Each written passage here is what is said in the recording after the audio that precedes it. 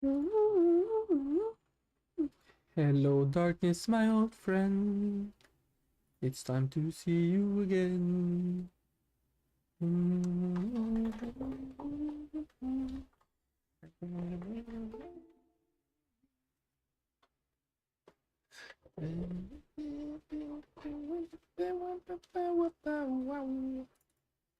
What is this? I feel it.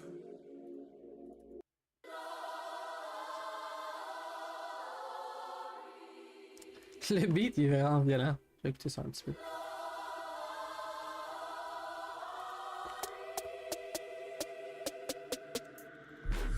Get down in the car, one time give it all, bust it open hard, let me see you drop.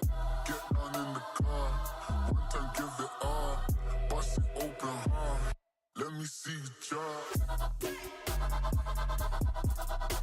I fucked up this hustle, baby, we hustle, but the oh my.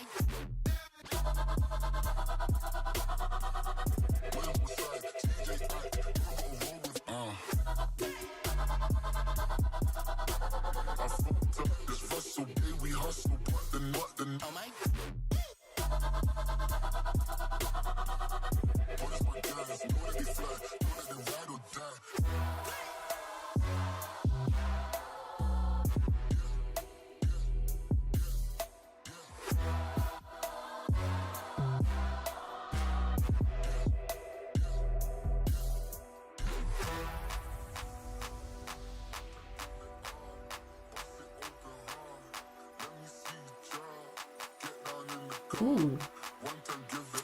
Welcome to the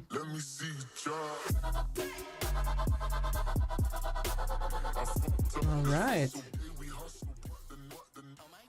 We are back in the place. I hope that you are well. Okay, so today I'm registered recording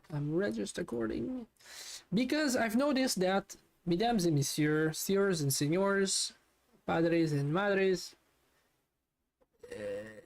the videos I've seen on Roll20 on YouTube, about Roll20 on YouTube, should I say, haven't met my standards, and I will try to meet my standards myself by providing you with some, I think, very interesting information that you can use in your games to enhance the experience, make your life easier, all that good stuff. If you are still here by this time, which means that you are very interested, I shall start, but think about dropping a like or a thank you, share, you know, all that good stuff. Might turn into something someday. So, all right, we're gonna start here with a personal purchase of mine, and we're gonna go ahead here and create just a brand new game, okay? And we're gonna start from, no, we're not doing that. Let's dig in. You bought a campaign. You want to figure out how you do it. All right, well, this is what a campaign looks like. I can't show you a lot of it because obviously copyright and stuff. So this is information that you could use and add or add to your games. So usually everybody knows Roll20, you have the chat logs, you have the images that you could either find and or have downloaded yourself through your library, which I have a list. You just, you know, upload, drag and drop, or whatever functionality you want to use. Then there's the journal, which you're going to use to organize. I hope organize your shit, boys. Do it proper. Organize your things on your own. To help you organize, these are some suggestions that you can make. Chapters, and then sometimes chapters on chapters, right?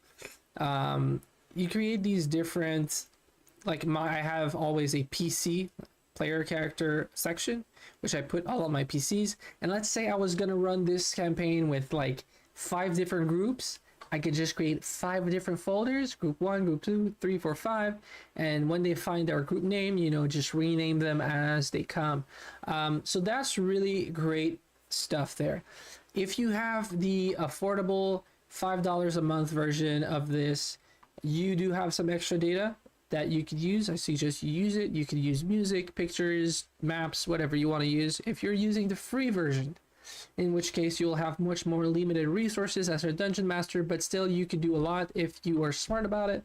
Just watch what kind of format pictures you put in, and also don't add music.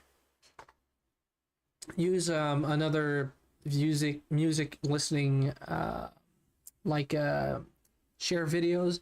There's this app on, or this website that you could find that basically shares YouTube videos that watch together. That's what it's called. Watch together. If I do end up do something here myself, for future myself, just spell it out for the people. Okay. Right on. So that's another tool you can use, or obviously if you have a bot on your Discord channel, you do that. There's also other ways and methods, but they're much more obscure. I don't think they're worth your time right now. So next chapter, yeah, always organize your things. You could add pictures, information. There's information that you could share with your players that will not appear to them. So that's another functionality that I think you should use. So if we look at the Cobalt, if we look at the credits here, if I did this show to players, they would see all of this. What they wouldn't see is the notes that I can add in GM only notes, or GM notes only visible to GM. So use that a lot. Very useful stuff. First tool that you could use in these kinds of scenarios, I have a town here that I will want to furnish. There's a couple of places to go, right? There's obviously here a story-based images, but this is not good enough for me. So I actually want who's living where and all of that stuff. So on this map, I'm going to add some numbers, and on the red tower map, I'm just going to write a bunch of information that I want. I'm actually going to delete all of this stuff that they have and put all of my information so I have it on queue very easily. And I'm going to add a cool trick to that, is that if you're good with your macros, you could probably macro in the information to pop up when you click on it on the screen. So I'm not there yet. I want to figure that out. And that I think would be making my games even more better or even more interesting, but we're not there yet. Okie dokie. Actually, yeah, I'm gonna address this still. I think if you create tokens that you put on your GM screen, and you can add to those tokens the information you require, after that you could probably simply create a macro that pulls whatever whatever tagged added, well, whatever programmed word that you used. You could reference that with the hashtag, if I'm not mistaken, or the @ and it would pull up the information from that specific token. If you didn't understand what I just said, you haven't played around enough with this. And we'll have to come back to that. Sorry about that. So only visible GM, use that. All right, now comes the macros. What are the things that we always do in D&D? Is roll dices. So it could be fun to have macros that would enable you to facilitately, you know what I'm saying?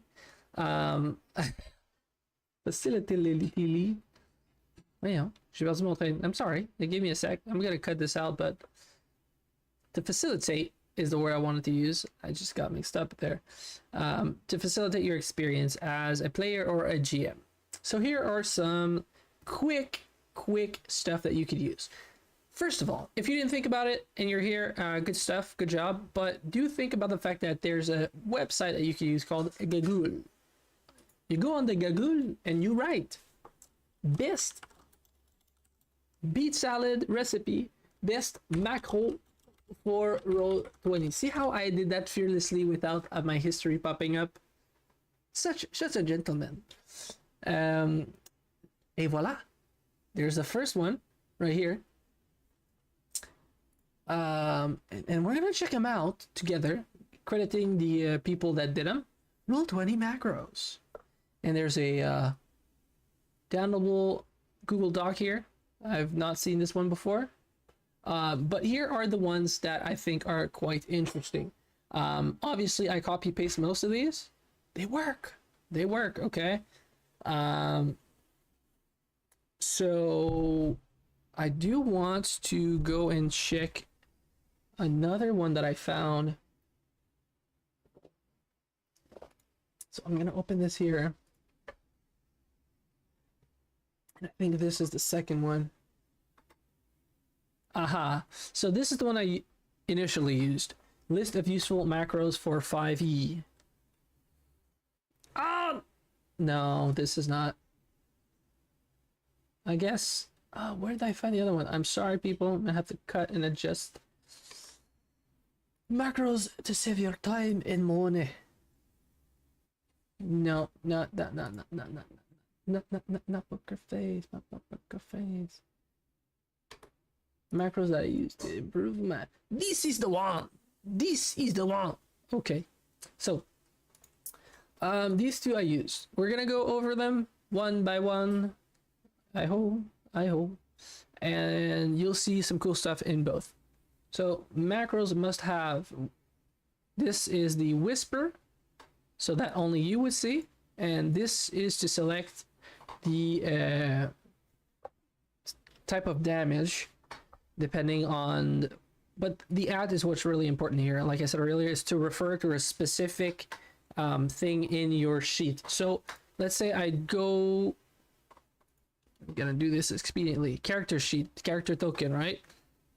So I'm gonna go into pre-gen. I'm gonna go on edit. Cancel that. Sorry, cogwheel. This one, and it's a brute inability. So you do all of that, then to remember that it's attribute inability. So the at pulls the attribute information that you put here, or that's already included in the character sheet. So these are all the attributes. And yeah, so you could add some and create your own attributes, so that if you created that token, that button that I spoke to you about that pulls up the attribute, you would be able to do that. Be right back.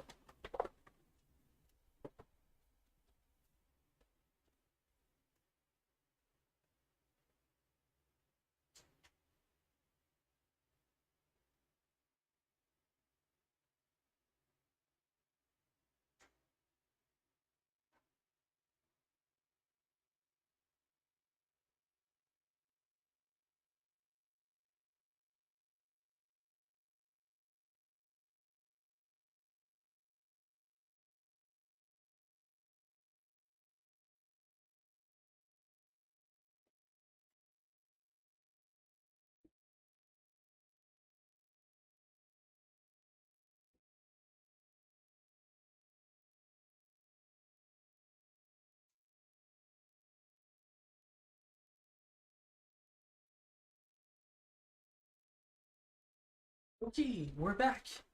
Kimitachiwa. Okay. Donc, if you don't mind, I'm just gonna put a bit of ambiance music. Light a match, a few candles, you and me. You know how it is. D&D. Woohoo! Sorry. Got a little excited there. Boop, boop, boop, boop. Music. Let's press on add to playlist.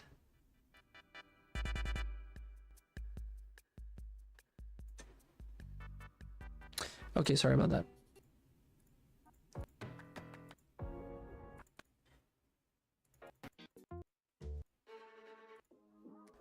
I think we're gonna have a not such a great time.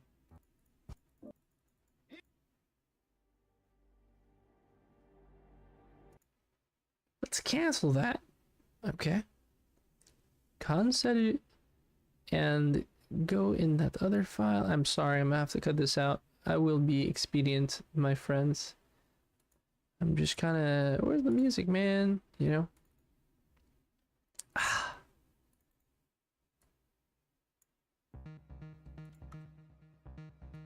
There you go.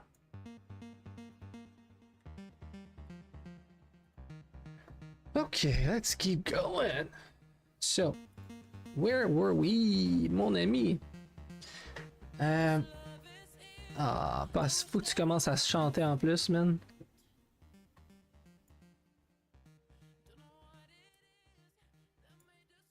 Well, sorry about that.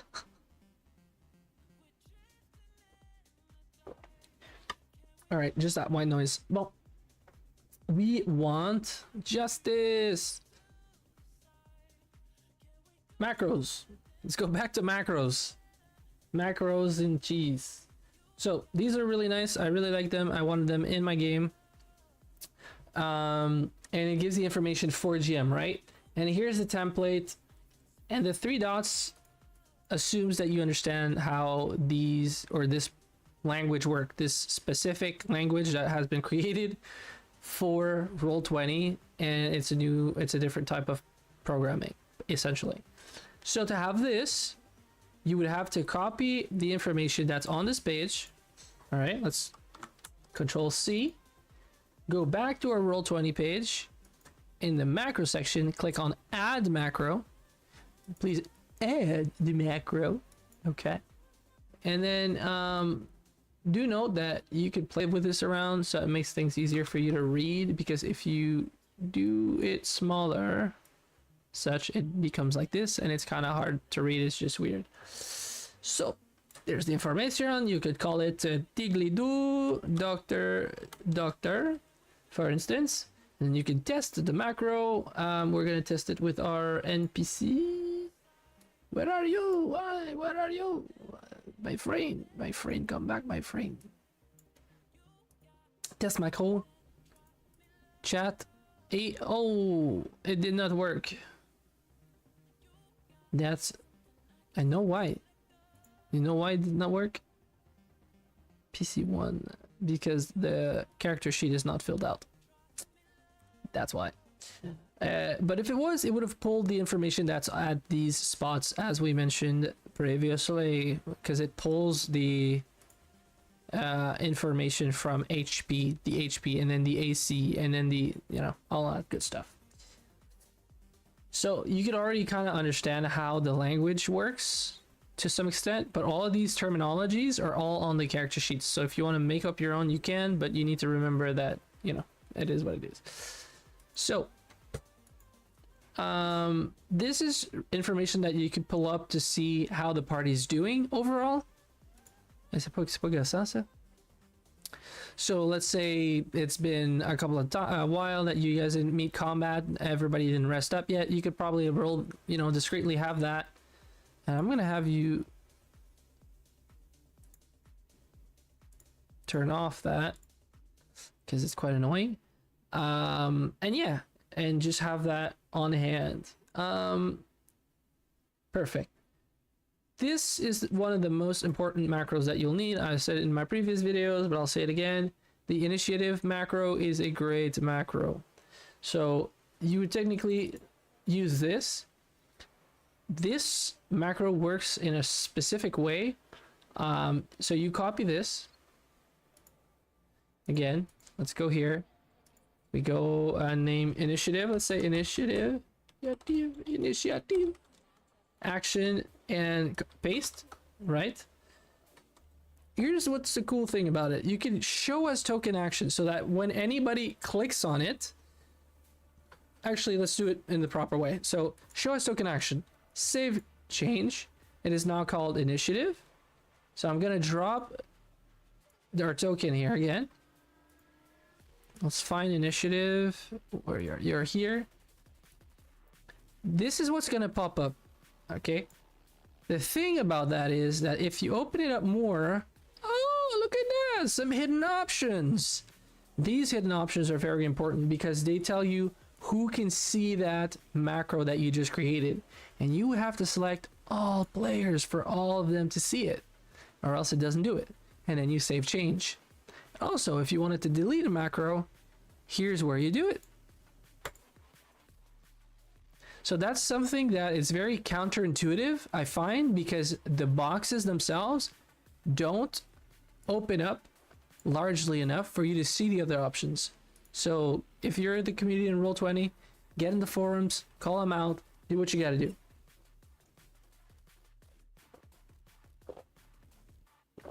All right, we got that done. Initiative, good stuff, good stuff. This is not the one I want, the ability checks, but if you want to use that, you can definitely do. I would roll skill and roll saving throws are two things that I add to all of my games. I suggest you do too. Makes things hella lot easier. You just, again, copy, paste, roll skill, and in your game, you're gonna, again, add, roll skill, paste, save, open, all players, save, all of that good stuff. And then it's gonna pop up here for the player, here, right? So you're gonna be able to go, let's say, I already added them, so I'm gonna show you what it does. Roll skill. It did not work. Oh, I have to reprogram it. Okay, so sometimes Roll20 is really about this stuff, and basically what they do is that they don't let your thing work for some reason. They just don't want it, and it's very annoying. So you actually have to copy the original, delete what you created, paste it again, and then redo the process, and then it starts working. Because if I go here, it does the same thing. Bro. So I will go in the roll skills, right? Our players, save chance. Maybe now it's work. Skills. No, it's still no work. It's not supposed to do that. All right. It's unfortunate. We're gonna play around with it. Blah, blah, blah. I'm gonna click on test macro. This is what is supposed to pop up. And you select the skill, nature saving throw, not just ability check, submit, and then it gives us the information right there. It's a beautiful, it's a facile. This is what we want, this is what we need. And you have the same thing for the perception check, the same thing for the saving throw, all of that good. Okay? Now we understand each other. I'm gonna one up that. And level 2. Let's go level 2, right? Okay. All right. So these are some of the macros that I suggest you strongly implement in your games. Then I saw one of these bad boys. I was like, hold up. Wait a minute. Something ain't right. I don't have this in my game. I want it. I need it. I'm getting it. So same idea. Copy paste. On le fait, which is my spells. I have it at the bottom here at the screen. It's called spells. Beautiful piece of equipment. This is going to be pretty epic for you guys. It's a game changer for DMs. There's so much information to present and to memorize. Without further ado, I will present to you the Archlich. Or Archdruid. All right, can I? Monsieur Druid, I just set up. Just get in here. Oh, there you are, Monsieur Druid. So, what happens with this specialized macro? Well, when I click on the Druid and then I click on the spells, it gives me the list that only I can see of all the spells available to that creature. What? Yes, sir! To that creature. And when you buy a game from Kobo Press, they one up that, actually. Not only do you have that macro that you could add, but on each of their tokens you could also see the passive abilities that are reminders, so that when you do click on the token, they'll pop up on top of your screen and you'll know exactly pack tactic, disadvantage, sneak attack, all those extra bonuses, things that you don't always think about. They're all there So I think Wizards of the Coast should up their games and update their tokens, because that's next level awesome. It's just so useful. So you could probably do the same thing. Simply open Alt, double click, open the character sheet, right? Right. So, any passive abilities?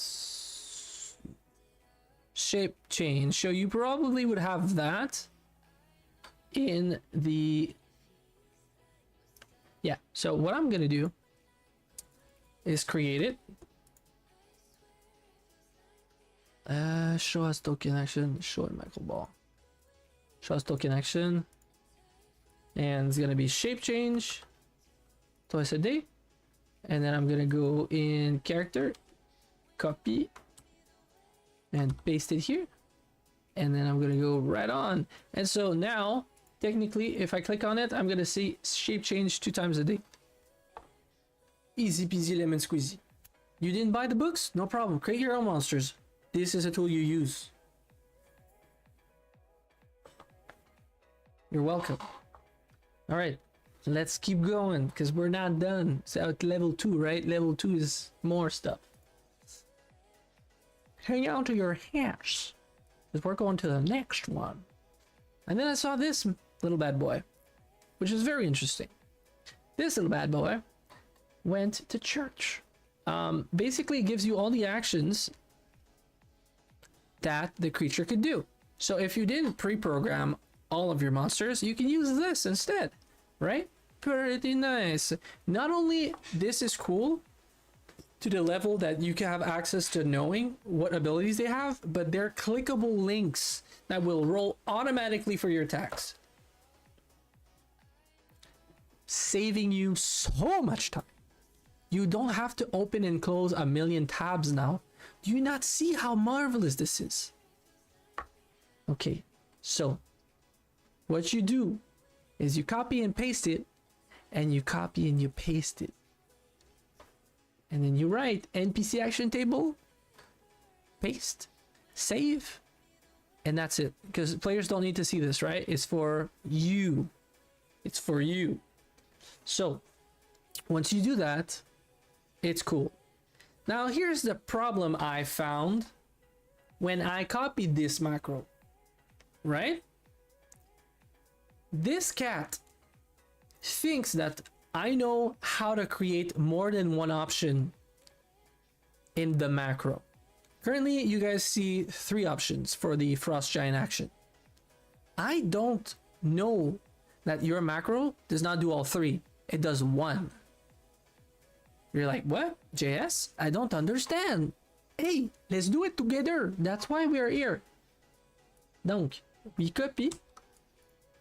Macro section.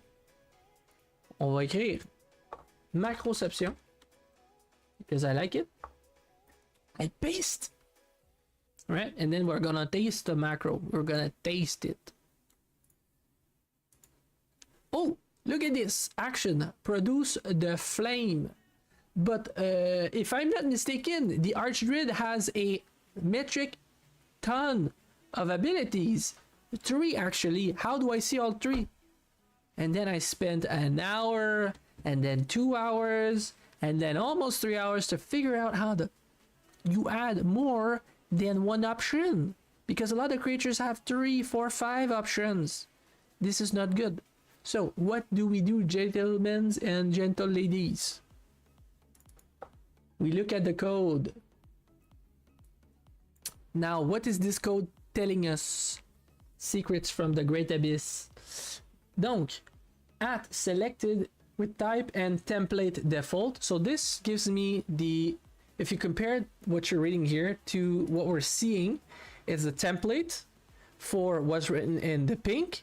And then if we keep reading, it says eventually actions and closes the parentheses. So these actions are all in, up to now we've read up to this part. So this, the format, the word action, and then the actions themselves equals these actions. So go back here. I don't know if that makes sense for you, but that's what it is. So the actions are equal this string, which is, this is just one string. This this shows the ability and also references it in the character sheet so that when you click on it, it works. Right. So I told myself, well, I want more of these, right? I want 2 more of these. Control C. All right. And then I did spacebar. Wait. I just want to make sure that you know where I controlled C. From the le égal, the equal sign. Is that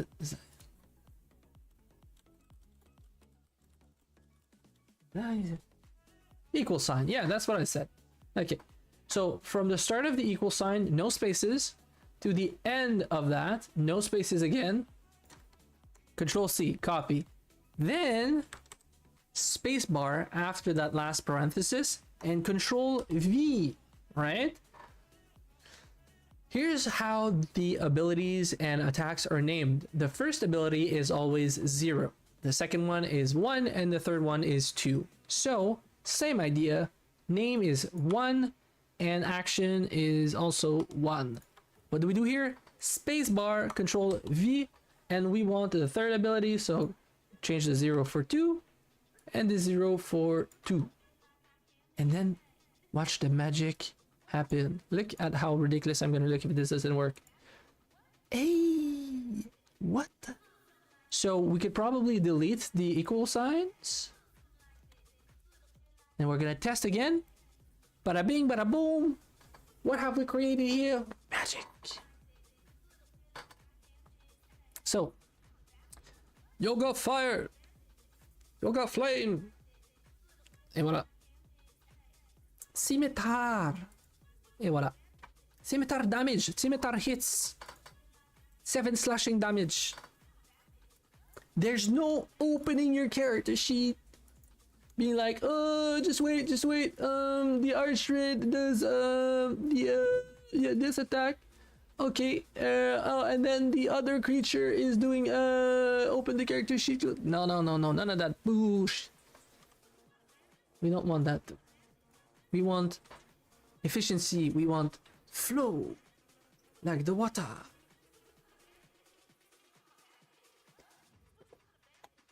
That was level 2. Are you ready for level 3? We're not doing level 3 today. I'm not even there yet. So yeah, that's how you up your game. You seriously up your game in this. Now, other things that you can use, other tools,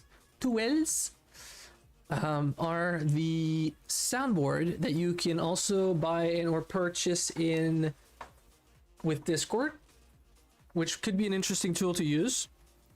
Personally, I use a website that lets me download all the sounds that I want and require, and I shall show you how I use them. So I'm gonna pause on this piece of music, and I'm gonna let you hear the sweet sound of silence. Just kidding.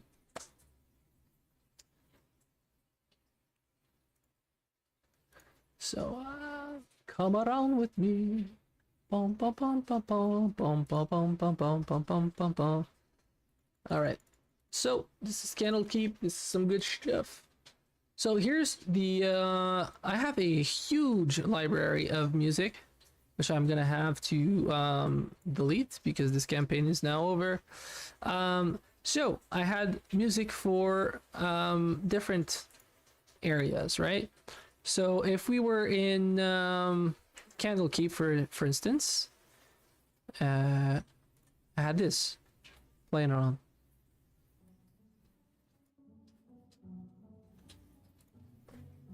I don't know if you guys can hear that, but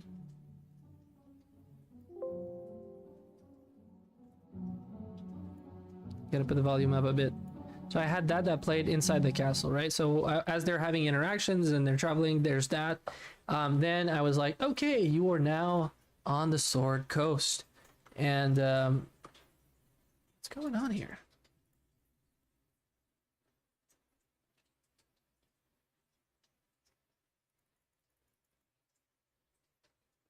Sorry, something weird. Okay. Sword Coast music. Then I had this, traveling on the Sword Coast.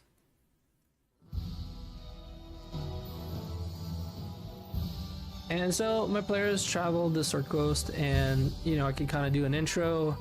So as you're traveling along on your road, 5,000 kilometers to do, your day starts quite well. The temperature seems very nice, the wind is breezing slightly, and it's just an absolute beautiful day to start a journey. And you know, you can kind of like give that vibe, bro, and I love that. I love that. Okay. Then we had, you arrive in the water of the deepness, to keep it politically correctness. There you go. So what I do as a DM master, traveling inside Candlekeep? No. Edwin Forest? No. Shady local town? Not yet. I had a song for Mirabar, for instance. Right? You guys know Mirabar? It's a dwarven stronghold in the north of Forgotten Realms Sword Coast. So it has a very different vibe, you know. Let us start là.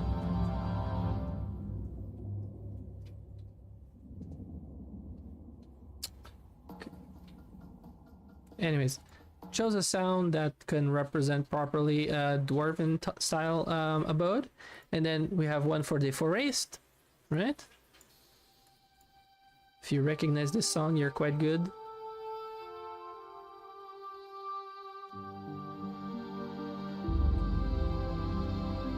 Just, you should recognize it. If you don't recognize it, it's okay. You're not a real OG, but that's fine. We still love you.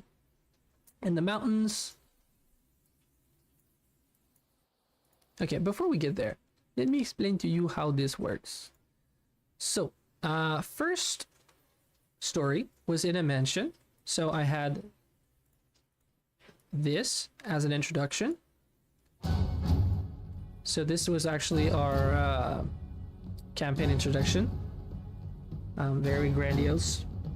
So this would play while the players are waiting to start the game, and as we're kind of like counting down the last minute, I'll start this song so people know, and with enthusiasm that the game is a part to start. All right, so then we had this inside the mansion. So a lot of this music comes from Final Fantasy.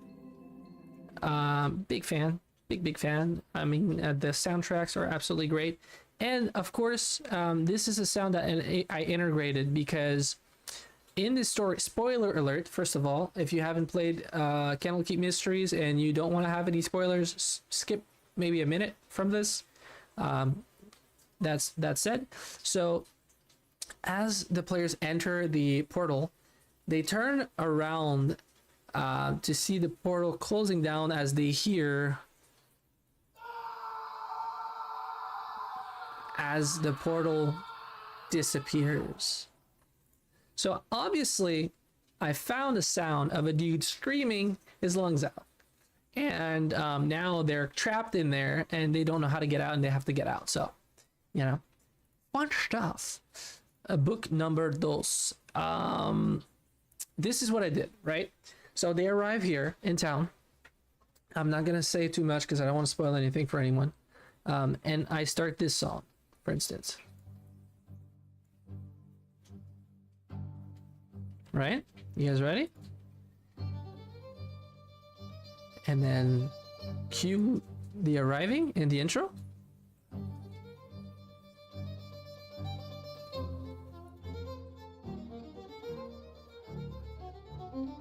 And then you kind of describe the city.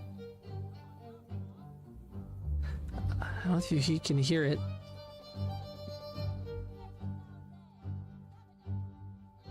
Yeah. And I add this. Can you hear how this is giving life to the scene? And I only have a picture in the background.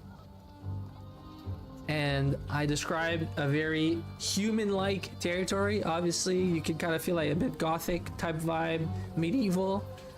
That's what we have here, right?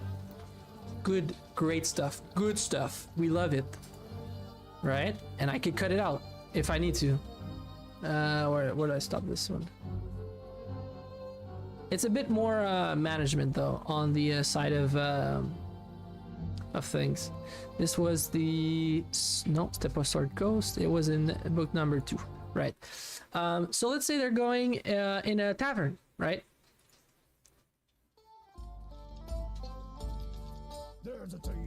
So I have this, and then I add some sound of a fire, and I can even add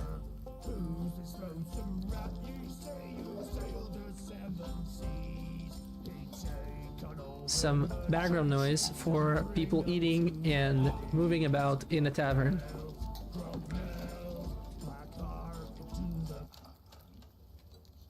Different store, but same idea, right? So you can find some of these really cool sounds that gonna, I think, give a much more in-depth experience to the players, but that's just my flavor. That's how I do. That's how we do. So I like that. I like that. What else do I want to show you guys? Yes. Okay. So eventually they go in a mountain. This is a non-canon story, so I can definitely tell you this. I also put each music or theme songs in folders, because in my mind, when I play a D&D game, there are events, and I call these events scenes. So when a scene happens, or when something is transitioning from one part of the movie to the next part, or however you want to see it, there needs to be that transition through music to just kind of guide us through that. So I like this. The fact that you could like loop songs is great, and you should use that and think about what songs you add in, because you want songs that are mostly monotone, because it can loop easily and you don't hear that crescendo and then that pickup and then the drop of the song. It just seems seamless, and you want that. You want that. Okay. We're gonna go in matches arc here, and in this one, yeah, okay.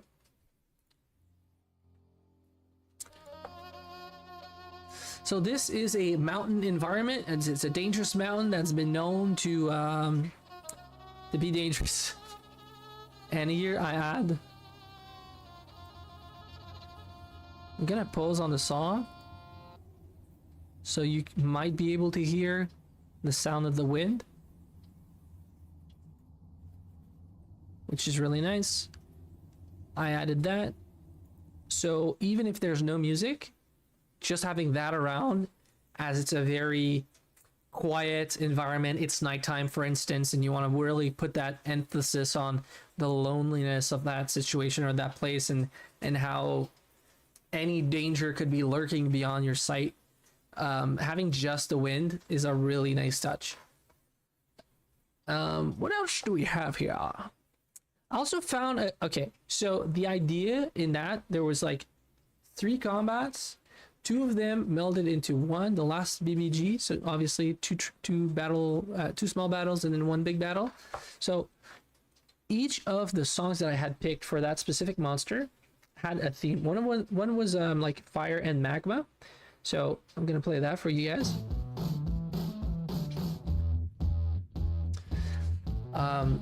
I think this song was pretty cool in terms of like earthy magma, like heavy, but also like, you know, just lava, man.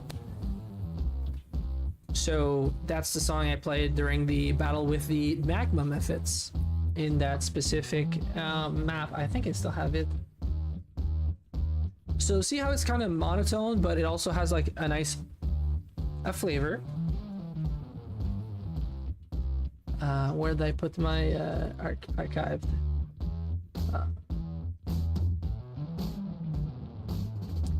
I I have it here somewhere.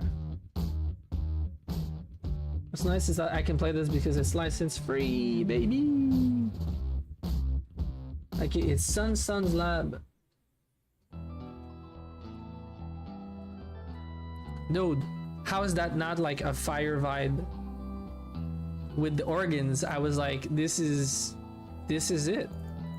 This is it, you know? So this is the map I used. As you can see, it's not an extravagant map. I used most of the things that I could find in here.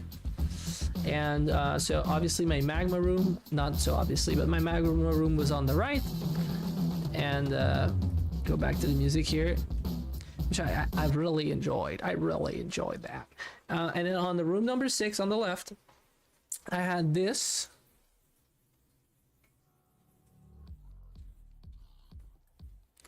Which is battle with Mondrones. If you don't know what those are, they're little sentient robotic creatures from the Mechanica realm or Mechanis realm. And sometimes people use them and employ them as in their labs, you know? So the defense system activates and you have 5 different Mondrones that are attacking the players, and this is the battle song. So that was pretty cool.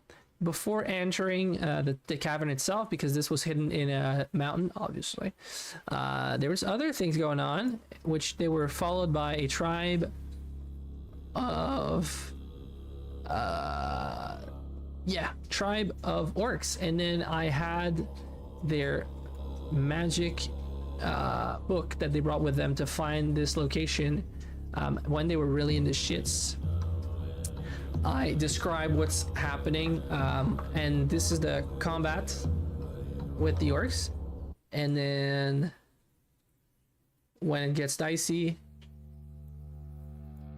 this happens, and I describe the mist flowing out heavily in dense black clouds out of the magical book to form this creature that was I put it in his arc.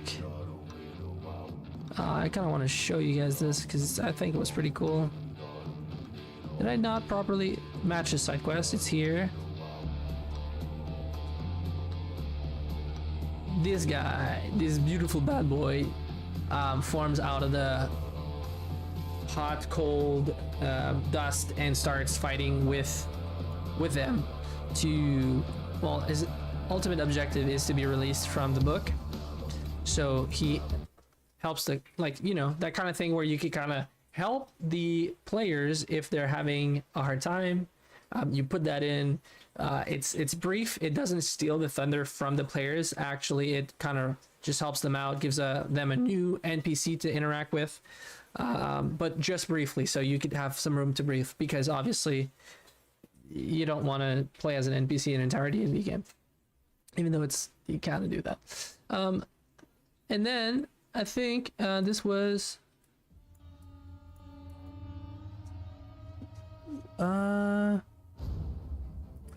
no, there was the boss that I really liked.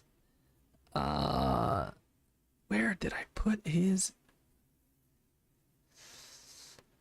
I don't find this song. Anyways,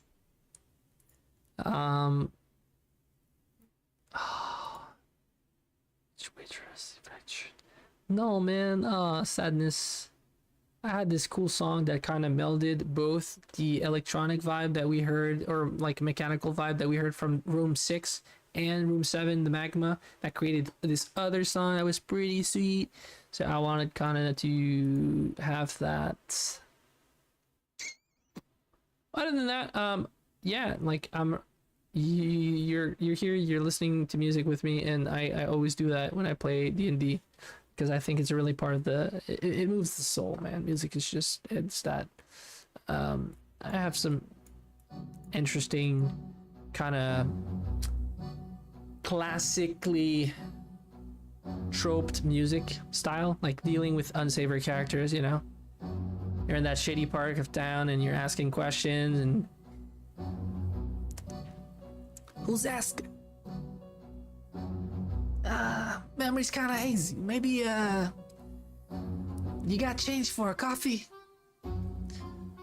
And you know, it's kind of like it's a nice vibe. What else do we have? This was pretty.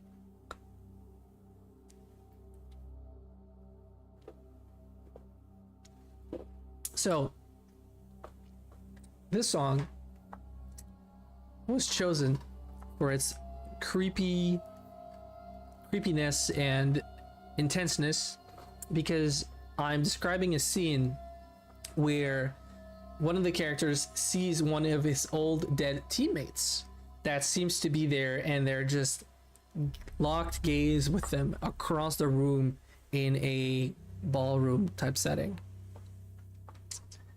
And he is mesmerized by his old co-worker, party member that unfortunately died.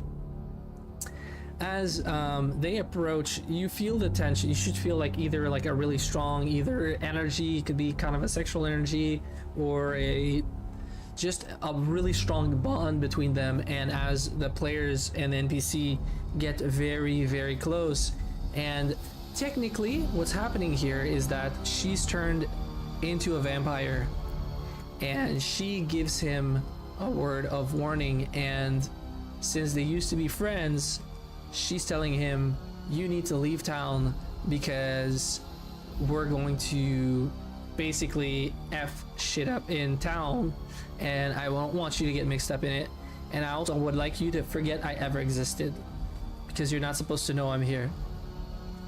And give the player the chance to like interact with that and play around while this is playing. You could feel it. It's the tension is there. It's in the music. So that was cool. NPCs, theme songs, good stuff. Again, that kind of like, this is the song for the detective, kind of a cocky dude, young, brash detective kind of thing, but like LA Noir a bit, running in town or being chased. I want it to be this like a investigation themed campaign, so I have this type of music.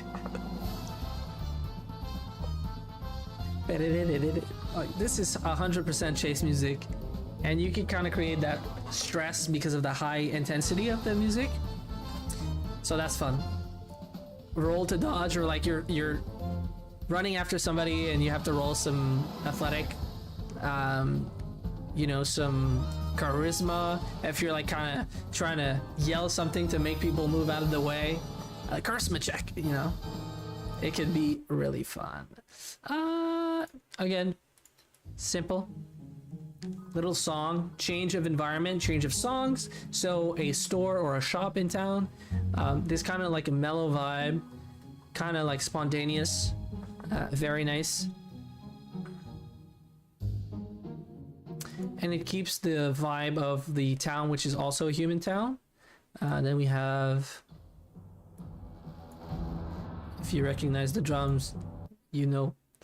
And our character's player's theme song, I gave him his own theme song because it was, so what I do when I do D&D campaigns is like between events, between big events, I'll have one of the characters' story progress just a bit, and then we'll go to the next big event, and then the next character player has his story progressed a bit. And I kind of take some of these things and foreshadow them in the current campaign setting, for instance. So that I think it's really important that your characters or your players have the feeling that they're involved in the world and that things are happening because of them, but also to them in a very personal manner. So To do that, you could use as little as a short backstory with basically you need your player to have attachments in the world, previously or current, motivations and aspirations. Ideally, just maybe it could be 3 sentences. It could be, 50, 25 lines, whatever you're comfortable with. I go with under 10 lines ideally, because it should be brief and your character should progress with everybody else and kind of create his own story from there on out. So just a short intro of like trying to be the best fighter, heard this opportunity, is looking to, try out new skills or learn from the best. Okay. Do you have a trainer? Do you have who are you still attached to in your previous life? Do you have family members? That kind of information. And you can kind of like tie that all in. You receive a letter from from your mentor and blah, blah, blah, and you could kind of tie that in the story or meet them in random places in the world. That's really fun to do. So I suggest you do that kind of thing. What else can we discover? Yeah. Fighting on a ship.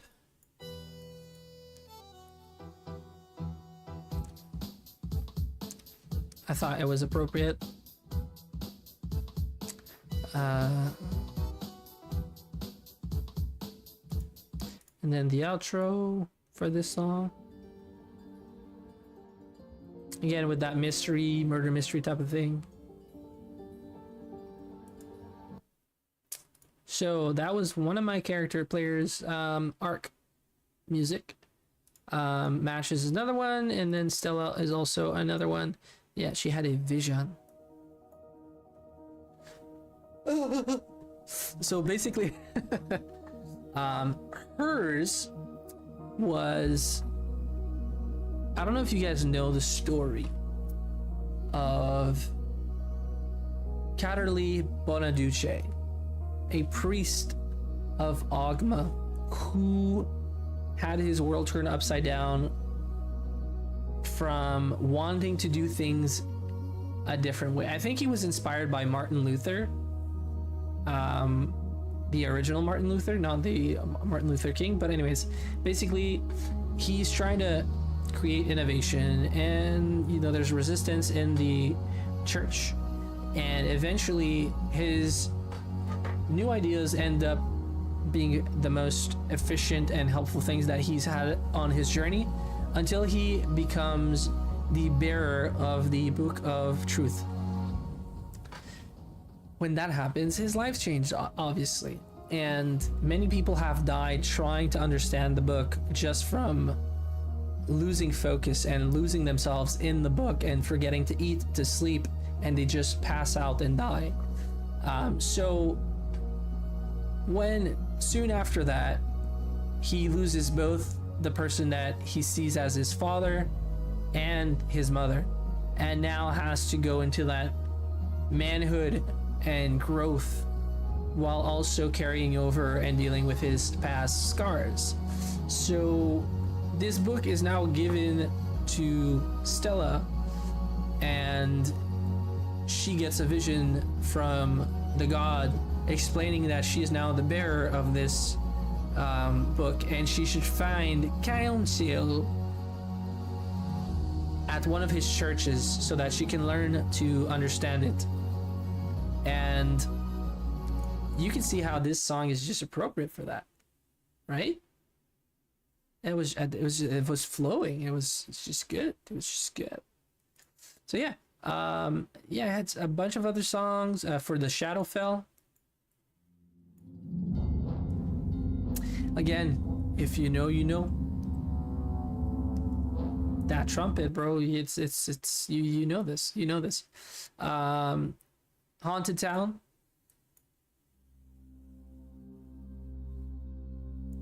And then with this one, what's nice, sound ambient, you add the wind.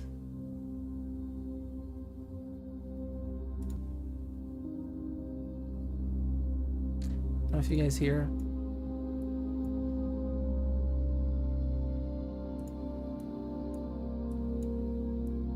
you still hearing it? Oh, I was muting the music instead of the wind instead of music.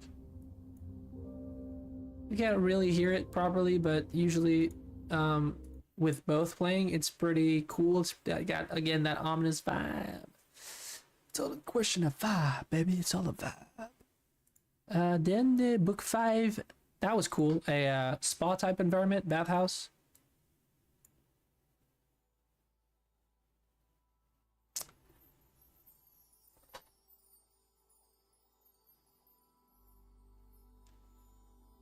So that was a nice spa type environment. And then with that, I could add this. How gorgeous is that? You just add, you know those mellow, relaxing songs that you listen to like meditate? This is basically it, but custom made. So they arrive in this grove type environment, this spa, and you could feel like the life, the lusciousness, the peace, right? So that's cool. And then there's a hot spring also. So I got that Olsen vibe to it. So that was nice. The abandoned shrine. Different vibe. Just fast forward. Nice vibe with the voice being super eerie. And the glass sound also really nice. Book 6, a lot of sailing.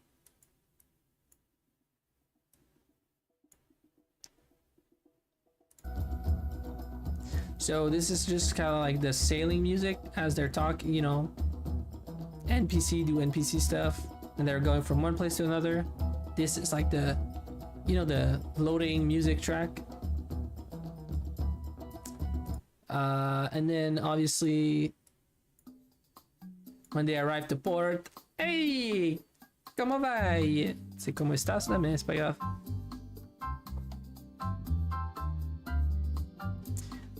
You can all see somebody with glasses, a straw hat, sipping on a pina colada or something with his half-open shirt, flowered, and his shorts, blue, khaki, or like baby blue, with his flip-flops, and just enjoying himself, right?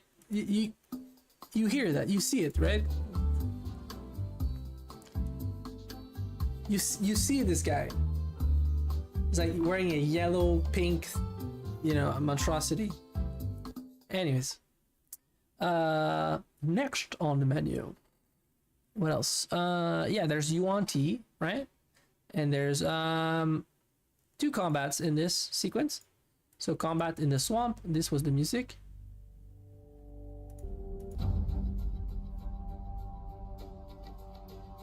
You know, it has that nice vibe to it.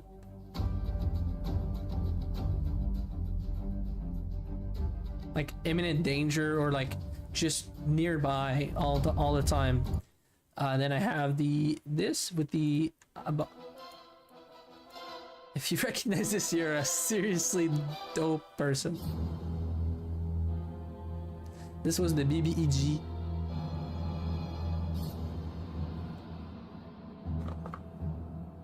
Yeah.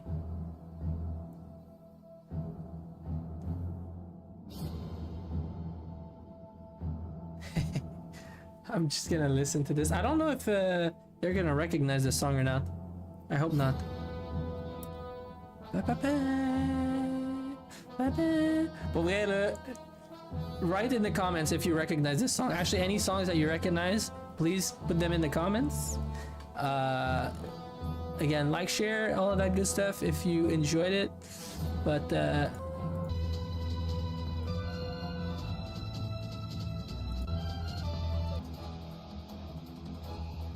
okay, but yeah, I don't want this channel to not save, so I'm gonna cut that. Amazing music from these artists. Yeah, that's pretty much it. And then some classic combat music.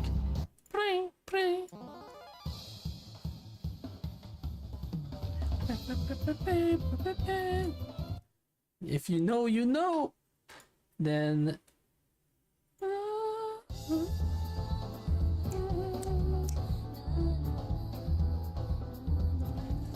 also, if you know, you know. And the last one.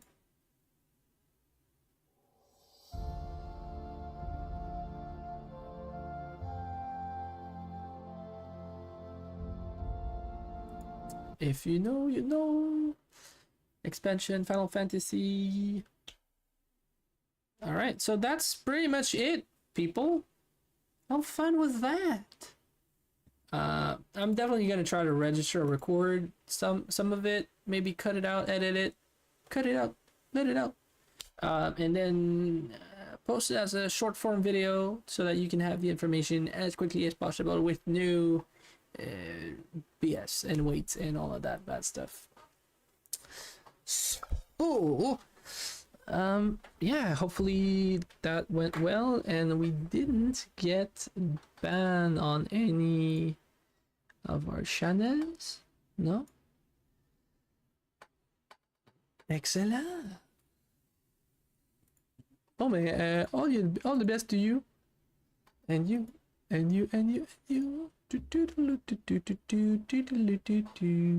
Alright, cheers, peace out. I might do it again in tomorrow with having warned a couple of people that I will be live and doing something. So I'll let you guys know afterwards.